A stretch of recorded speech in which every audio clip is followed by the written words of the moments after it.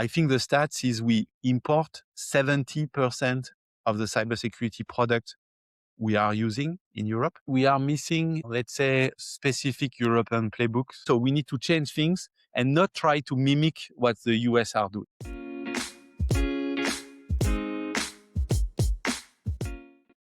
Europe is importing 70% of the cybersecurity products it uses. Let that sink in for a second. When you consider that the European economy is almost as big as the American one, that number shows an uncomfortable truth, but it also presents an opportunity. To take advantage of it, Europe does not need to follow the US playbook. The regions are fundamentally different. Europe is fragmented, regulations heavy, and the reality is that it's very much channel dependent when it comes to go-to-market. If there is to be European cyber champions, there needs to be a European way of building them. That is exactly what today's guests are working on. I'm going to be joined by Laurent Hausermann and Aurélie Clerc from Cygo Entrepreneurs, the cybersecurity venture studio that is based in Paris and Lyon in France. They are building companies through a very different model, pairing commercial and technical co-founders, validating problems with practitioners first, and replacing POCs with design partners that later become customers. Let's go straight now to talk about the European playbook with them.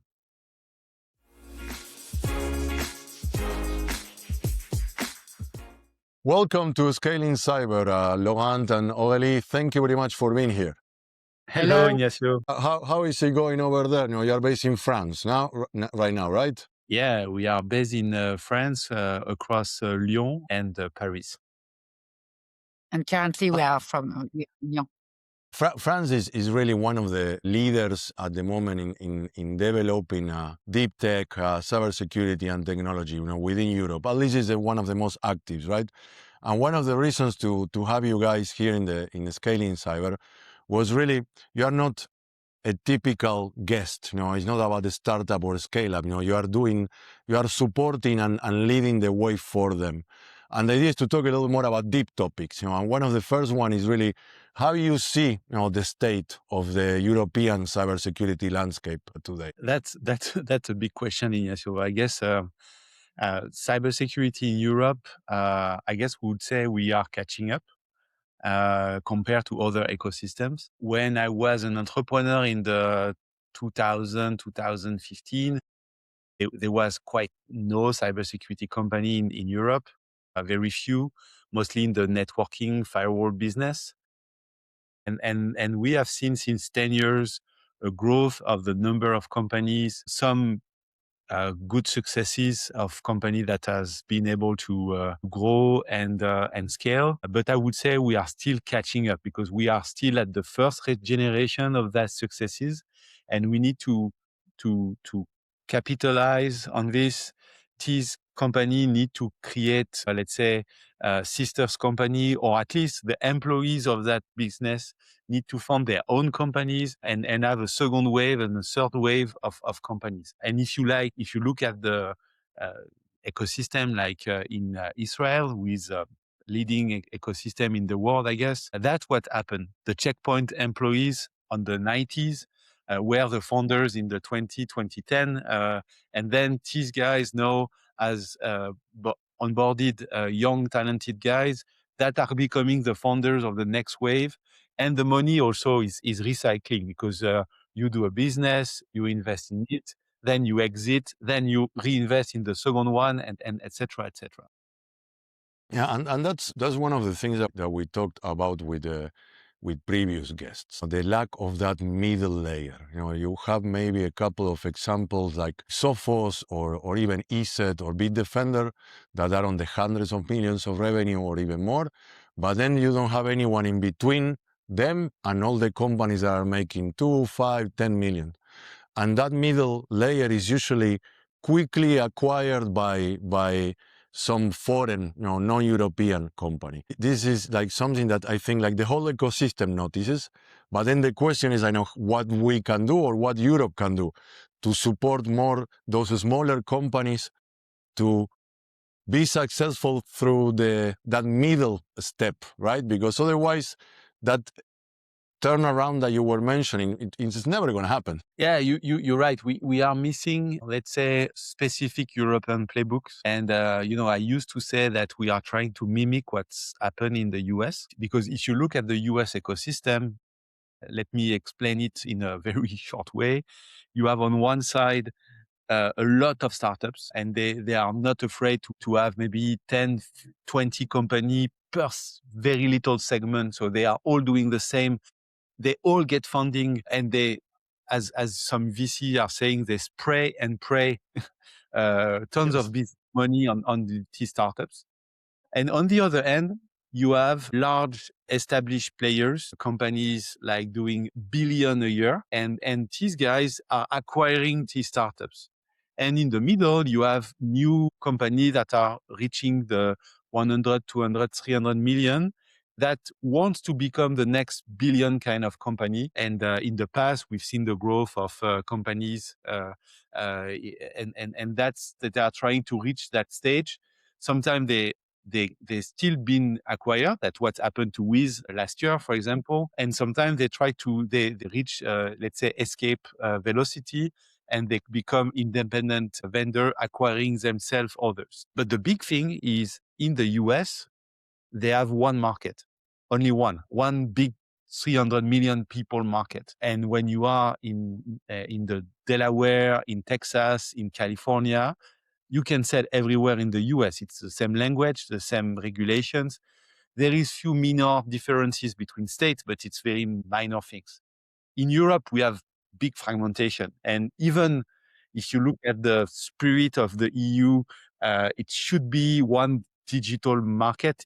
It's not really the same. It's tons of different rules, tons of different regulation. Even the NIS2, which is supposed to be the big European regulation, has been deployed in each country a different way. So if your product is doing something good for NIS2 in Belgium, it's not the same in Germany. It's not the same in Spain. It's kind of a nightmare. And so we need to change and find solution, find a playbook for creating a new cybersecurity ecosystem, taking into account what really is the European business landscape, that fragmentation, the lack of a giant, because we don't have the Palo Alto or the CrowdStrike in Europe acquiring business. So we need to change things and not try to mimic what the US are doing. Yeah, and I agree. That's the reality that Europe is facing, but it's not because of lack of talent, right? Actually, there is a lot of talent, and when you look into many of these big American companies, you see a lot of French last names, you see a lot of Central European last names.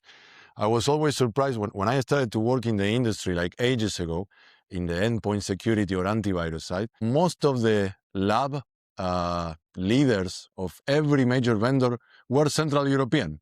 So the talent was from here, but they were working for the Symantec or from the McAfee or from any of those guys.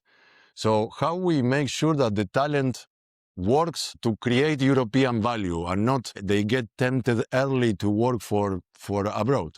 Is that something that you think that can be addressed as well? Because the talent exists, right? Yeah, sure. I think we need to show this person that there is a way to build something significant in Europe and provide them that entrepreneurial mindset that is maybe missing, because we train in Europe very good engineer, as you said. I mean, the quality of education, the capacity to do complex engineering work is very high. But transforming that in a business is not really let's say it's not a career path for many of these engineers.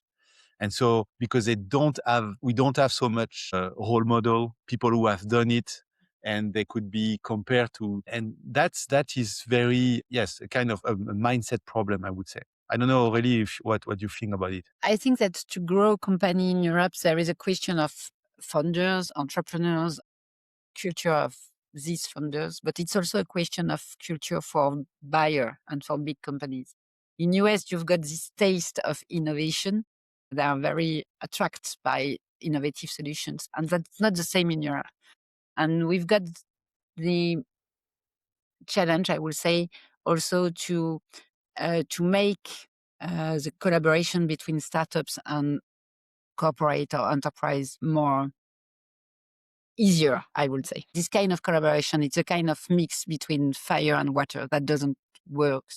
So it's also a big issue to change this attractiveness of innovation solution and to facilitate the collaboration between enterprise and startup. And it's not the same taste of innovation between US. So it's not only a question of entrepreneurs' mindset and ambition for entrepreneurs, it's a question of buyers and how they are looking for new solutions and innovative solutions on the market. Is the old chicken and egg problem, right? We need the ambition, but then on the other side, we need to support that ambition by giving them opportunities, right? I have been talking with a lot of founders in the last couple of months, and they do see a change. You know, the majority of them, they see a change slowly happening in Europe. There is a little more support for local entrepreneurs, local innovation. But there are also challenges, right? Some of them are the ones that you mentioned. And one big challenge today in Europe is that we don't have the players in the market to make sure that the region is sovereign, right, from a digital point of view. To really build a resilient Europe that has the power of their own, digital destiny, let's say, in a poetic way. And that's something that needs to be addressed, at least today in this setup. Is this a topic that you see as well as a need? Do you think that we need to address the digital sovereignty because of geopolitical reasons? Or you think that really the reality is we need to create value, and when we create more value and better value, then the rest of the problems will start to get solved because of that? How you see this topic of the sovereignty and European resilience? Ignacio, I think we should write a book about what does it mean to be sovereign, because I guess it's a very complex topic. There is many definition around that word. We were in a meeting yesterday within the Saigo team, and that word was said, and one of the person said, well, what is your definition of it? Because it's so diverse. I mean, and the geopolitics influence all people decision, and all across Europe, I think there is that realization that we need more, I would say, autonomy. And to be autonomous is to be able to take your own decision, to set up your own rules, and to act on your own values. And today we cannot do that in the digital space, because most of the time we are missing some, we rely on some foreign technologies. I think the stats is we import 70% of the cybersecurity product we are using in Europe. In Cygo, I mean, I removed from that stat the defense landscape, but even the company, the enterprises, 70% are imported from outside Europe. So, I mean, we need to build more European companies. We need to develop their economics. We need to have that economical power. And once we have that, we can set up our own rules, and we can be more autonomous, and that's still to be defined, have better sovereignty, I guess. Yeah, because for me it's always an interesting topic, this, what it means to be sovereign. Because even if you buy a German or a French car, right, a lot of the core parts are not made within Europe. So, and of course, maybe the technology is designed here, and the economics make sense because some parts are being manufactured elsewhere. But there is there is a little bit of a fundamentalism right now, now there is a push, everything needs to be sovereign. But the reality is that there are many of the parts of a digital ecosystem that don't exist in Europe, right? And that's where activities or initiatives like what you do at Saigo are very important, because you are not a typical investment vehicle. You do things very, very different than that. And could you give me an idea of how you see the role of Cygo in this change towards creating more value that comes from Europe? What is that you are doing different or aiming to do different to try to produce this European cybersecurity landscape in a more positive way? We can have different way to answer this question. The first one, we just spoke about talents and funders, and we say we've got good talents in Europe, but what is missing often is business talent linked to technical talent. So our first conviction is that we need to twist a bit the recipe and maybe tweak the ingredients of making a cyber company. And we need to attract different kind of talents into cybersecurity. Maybe less technical guys and more commercial ones, sales guys, and so on. So our first conviction is to have two founders in each companies we create, one that is much more technical focus on technical topics and the other one on business and sales. Because if you are only a tech team, you will maybe have less ambition. And we know that the challenge is not to make product, is to sell this product. So we really need to have these two main skills. And that's something that, what you say is actually making sense. Because one comment there, Aurélie, if I can, because that's actually an interesting comment. Because there are a couple of companies that I have been working with or supporting, and I see when the leader is only one and it's only the technical leader, they tend to focus more on the technical problems, and they overlook or they don't prioritize enough the business ones, right? And so what you're trying to do, bringing together more than just the technical or the business talent makes a lot of sense with the reality, because if you want to compete, you need both the product and the business, right? One of our convictions is also to build the project starting with the market, starting with the users, and not starting with technologies. That means that when we start a project, we've got different phases to build the project. The first one is ideation, and then we will have a validation phase. But focus on is really to make interviews with practitioners of cybersecurity to be sure that we will address a real problem, I will say, a real issue for them, and to be sure that we have well understood what are their pain points really in their daily life, I would say. So we will make a lot of interviews before launching a project, before creating a startup. So our second conviction is starting with the market. That means that before launching a startup, we will have a lot of interviews with practitioners of cybersecurity. Our objective is not starting from technology and to say, I've got a very good technology and I will make the best product, but it's really starting with users, to be able to understand their pain points, to be sure that it's a real pain points, really painful in their daily life and so on. And we need to understand that, to understand which kind of organizations are concerned by this pain point, which people inside the organization, how it impacts the organization and so on.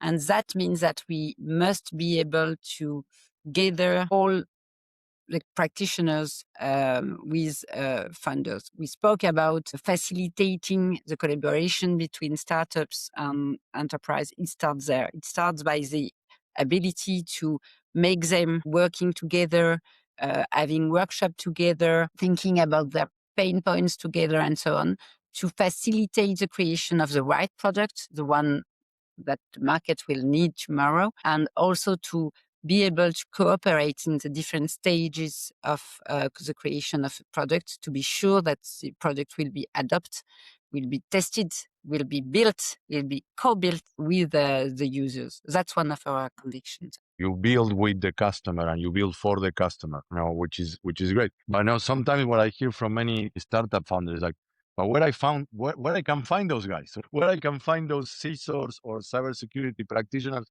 that want to build with me. And that's a huge asset that you can provide if you are able to do this, because many don't know where to start. That's a challenge for many. We Ignacio, it's a very good point. We feel that it's very important to have that collective around a venture studio like Saigo. We have what we call Le Club, That's the little slight French touch on it. And Le Club is the group of CISO, security professional, SOC manager. So let's say on the customer side, but also on the service side, MSSP, system integrator, consulting companies. And we even have some VC participating that are interested in the space. And these persons are in a private circle, meaning that you won't hear about Le Club activities on LinkedIn, or we don't do YouTube recordings, etc., because we operate in confidential setups. And these persons are ready to engage with the project we are launching within Saigo, because they want to contribute to our mission to empower European entrepreneurs and build a more secure future. They want to do something different, and they are committed to that collective builders approach we have, where they can co-build with us through a very disciplined process. I mean, it's boring to discuss about the methodology, etc., so I won't go in it. Of course, yeah. Very, very, very gated. We have a very structured process with some gates, criteria, workshops, etc. But the core of it is a connection we can bring on customer side, on service and indirect channels side, because that's very important. Yeah, and I think that's amazing, because I really comes from the experience that both of you have, of being builders before, right? You know what were the challenges that you went through, and now instead of just throwing money at the problem, that is what many VCs and investment vehicles do, you throw knowledge right first, and then the other element that you are throwing is community. And by mixing the knowledge and the experience that you have and the community that you build, there are like good examples that can come out of this. It's not like, I talk with many founders that are like, my VCs, my investors told me that they had a CISO network, and I didn't meet even one of them after I got the investment. So then it's like, they were left alone with an investment that is lower than than you can get maybe in other regions like in the US, and go ahead, make money, right? This is an interesting thing, and you already have some positive examples, right? There are companies like Gleb or Harvard that you are building right now, and they're already in the process, with you. And what are really the signals that you are seeing that are positive, that show you that you are in the right track, as Saigo, but also with the companies that you are supporting? I can give you one example of success. Is both of these companies, they built their product with 5 design partners, which are companies that said at the very early stage, after maybe 3 months, 4 months we were in, the pain you are looking at, the problem you want to solve, are very material for me. They are important. And I'm ready to help you build that thing. So these businesses, they open their network, they share their data, they put some of their engineers weekly to work with the team and review the first screens, test the product, give feedback, understand what is missing, because you always miss some kind of integration. In an IT system, you always need to be integrated into some other systems. Some screens are not suitable for their needs. They can do the right query, whatever. And so this collaboration was very material for the 2 companies you mentioned, because they guide them to be addressing a first use case, but a really true first use case. Because you can build a technology that is great, but there is no use of it until you have that first use case. And if you want to sell, that's the first use case you're selling. And then you grow and you develop other use cases and other things in your roadmap. But that's the way we build the first use case, is with the design partners. And both of the company you mentioned has gone through this process. It's working. It's very positive, because after they've been design partners, they become customers. And so compared to the traditional playbook, where you build something in your lab, in your underground, and then you try to go out and you do a POC, it's like fitting a circle in a square. I mean, try to, because it has not been co-built with the market, with the design partners. So it's very difficult to do that POC most of the time. It's long, it's not working, etc. We drop that. We don't do POC. We really co-build with design partners, and that's very different. And that's an interesting, it's something that is completely new to Europe in a way, right? As a platform, because maybe some companies were built that way, but it was more like something that maybe happened, or it was their idea of their strategy, how to build it.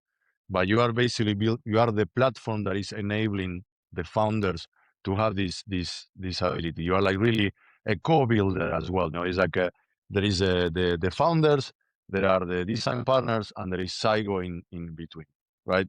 Do you think that is this like the beginning of that European playbook that you mentioned? Because I know that one of the other things that you are preaching in a way or promoting is like go international first, right? Don't stay too long in your market. So like, is this a playbook? You think that we are in the direction that Cygo and this platform is building that European playbook that we need? We want during this design partner phase, we want to also onboard European users, not only French one. So that's a way to be international since the beginning. That was the case for Glaive, for instance. And Arven is discussing with a lot of international guys from Germany, for instance, or Italy, and so on.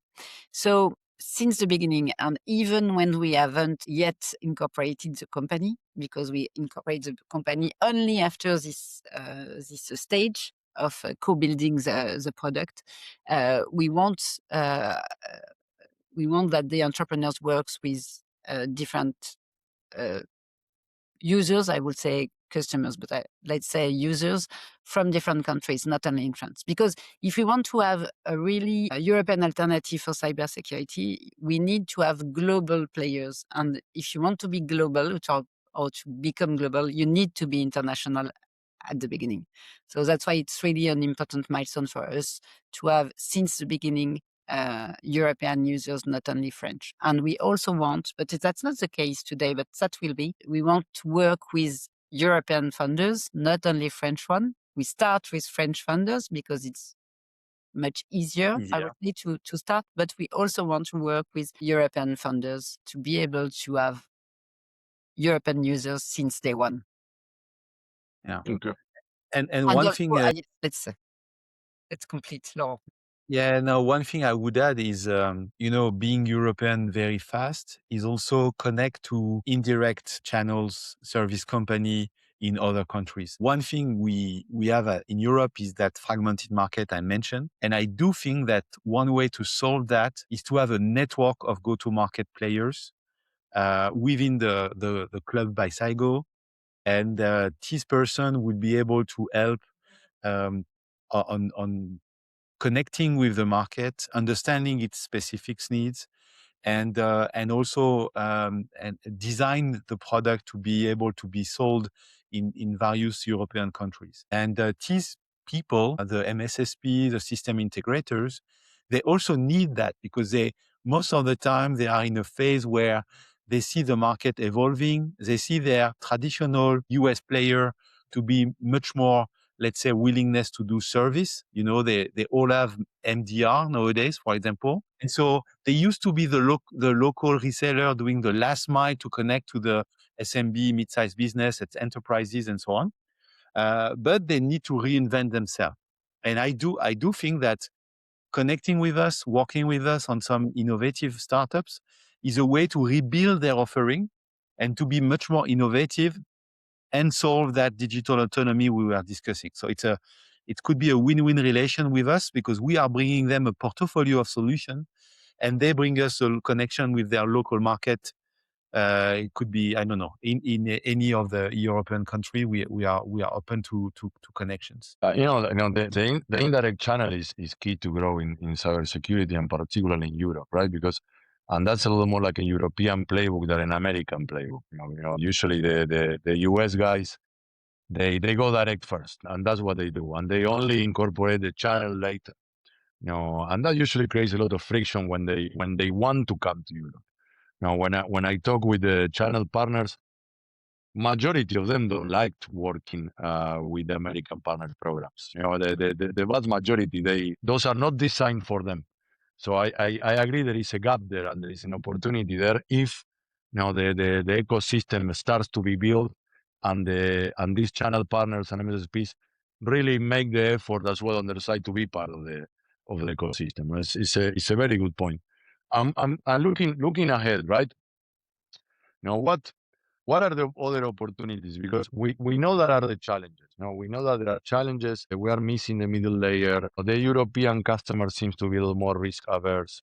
There is less investment, at least in terms of orders of magnitude, or at least less money available. There are like different channel challenges, but you are outlining some solutions and opportunities. What other opportunities you see for Europe to build? Are there particular segments, sectors, technologies? Is more about building this local ecosystem. What other opportunities you both are seeing ahead? Well, on the technology side, I think we haven't said AI since 30 minutes, but it's the moment we But should. come on, that's an achievement in a way, right? Yeah, yeah. But I guess the AI revolution we are in, and especially that agentic technology where you give the AI some tools and context in order to perform some action, is going to reshuffle tons of security segments. Because the way you do a SOC would be different, the way you do compliance would be different, the way you do identity management would be different.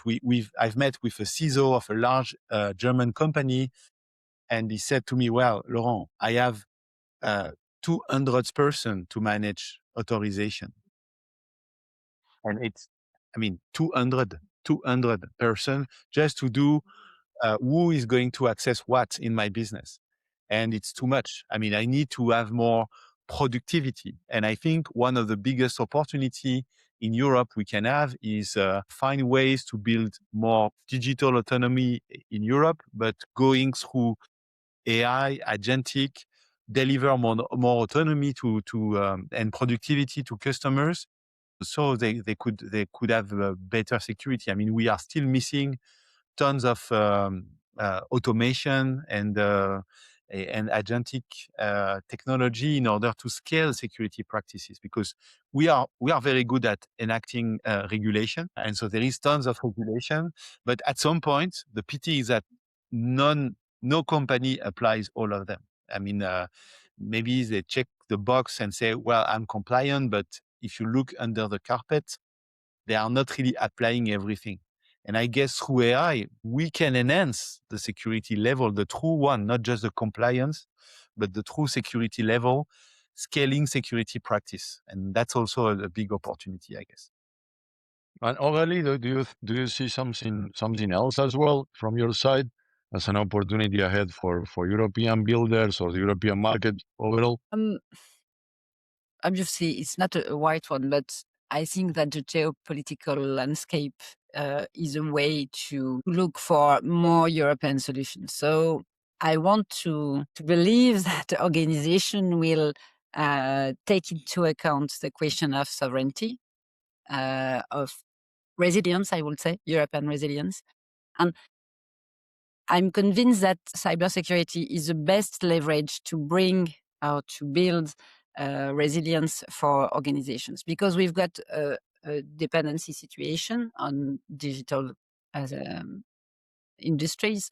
So cyber is a more efficient way to elevate, I would say, the resilience in Europe. So I think it can be an opportunity for the European market in cybersecurity. Okay.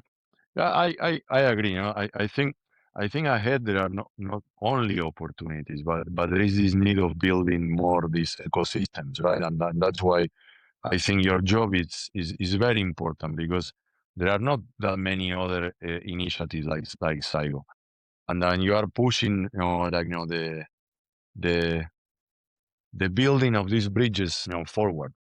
Now, one of the things, Laurent, when we talk about AI, when I talk with the many, in particular with the SOCs, with the MSSPs and so on, that are maybe incorporating more and more AI at the moment. Now, there are like two topics that they mention as barriers or obstacles. One is explainability. Like in many cases, the AI is implemented, but it's a sort of black box. And then the other one is actually connected to what Aurélie was saying, that is the trust on the models, because many of the AI solutions, even if they're built in Europe, they're using LLMs and models that are not built in Europe. So, or on the cloud, maybe that is not hosted in Europe. Now, do you see the same thing? Do you think that this is something that needs to be addressed in the market moving forward? The explainability, the logic behind the decisions of the AI are important for the European builders and the customers as well? I think in Europe we have a strong appetence for yes, that explainability and let's say the trust layer of technology. I would add that there is tons of nice idea around using cryptography in order to get proof of something. There is a technology named zero knowledge proof that is gaining more and more traction and more maturity. It's still early, but I guess it's a way to have more stronger, let's say, scientific, mathematical proof of trust. Mm-hmm. And it's a way also to rebuild part of what we're doing and the cloud models and who run what and what kind of proof you have of the confidentiality, the integrity, and so on. On the model itself, I guess it's a very fast moving target. When OpenAI launched ChatGPT, everyone was saying, well, it's a big issue because everything is going to a US data center and it's a black box. Since we've seen many players like Google, Anthropic, many US companies doing the same. So there is alternatives. But since 6 months, you see tons of open source, large or even small language model that are offering tons of opportunities for builders, especially because you can fine tune them to your specific use case. You don't need to have a generic chat GPT able to cover everything. You just need one model doing your, I don't know, a SOC investigation, or triage, threat hunting, whatever you need. And you can fine tune it and do reinforcement learning. And there is tons of tactics. And the pity is that in Europe, we have, let's say, 1, 2, 3 companies doing these kind of things. Mistral in France. We have in the Black Forest Lab in Germany and some few others. And the champion of that approach are the Chinese, because in China, you have dozens of companies doing open source model, etc., because they decided that AI should be everywhere. And so they spawn tons of businesses like this. So we need to catch up on this, build more small language model, fine tune them for some, etc. And that's the kind of project we are looking at Saigo, either as a project by itself or some kind of building blocks for our existing companies. Yeah, and that's an interesting thing, because I know that's something that you do, at Cygo. That is, at the end, you share resources, right, with the builders that you work, and that's a huge asset as well. It's like another element of this ecosystem that you are building. Looking forward and starting to close a little bit this episode of Scaling Cyber. What will you say? What will you tell to founders and to the market? I know how do you see this moving forward? What will be success out of Saigo, but success also for what is the mission or the vision that you have about building more European champions? How do you see the future ahead? What will you tell them to look after? So easy to answer. I would say that we will have success in our mission when an organization, when it needs a cyber solution, will have choice between European, non-European solutions at scales and at the right level and at the right level of technology and product and so on. So that would be a way to measure the success of not only Cygo activities, but only the challenge we all face in Europe for cybersecurity.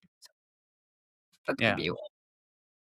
And if I may add something, I think we do things differently. We show that you can bring much more than just money in companies, and we can bring a lot of value through the suite we are making on this project and the support we gave. And I think that is a new model of building company. There is many other other vertical doing that. I think that's something it's very needed in Europe.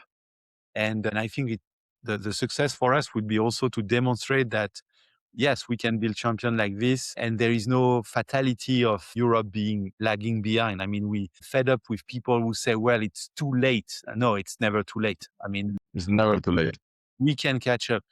We can develop. We have been able to cut the Russian gas pipelines over a year or two. Why not building cybersecurity company? I mean, it's not that difficult. So let's do it. Yeah, I agree. And it's about building ecosystems and communities and all working together, right? And trying to move forward that way. Is there anything else that another topic that before we go you would like that we briefly discuss, or something that we forgot, or we shall leave it in this last part? I just want to add that if you are a founder, or if you are wondering about funding cybersecurity startups and you have already a first experience about entrepreneurship, let's speak. Let's be connected and speak about your ambition. We can have something to do together. And you can come with an idea or without an idea. We don't really care. We love to have open-ended conversation with this person and understand their motivation, ambition, and see we can do something together. That's great. I will highly recommend it, because doing things with you guys so far, I can see that there is that spirit of building that we need. And I think anyone that wants to build a company should definitely reach out to you, to at least start to be connected and see what can come out afterwards, right? Thank you very much for being here. It was great to have you. I love the conversation. So looking forward to see more out of Cygo Entrepreneurs and the builders that you are working with, and building that European cybersecurity future. Thank you very much to both of you. Thank you, Ignacio. Thank you. Bye bye.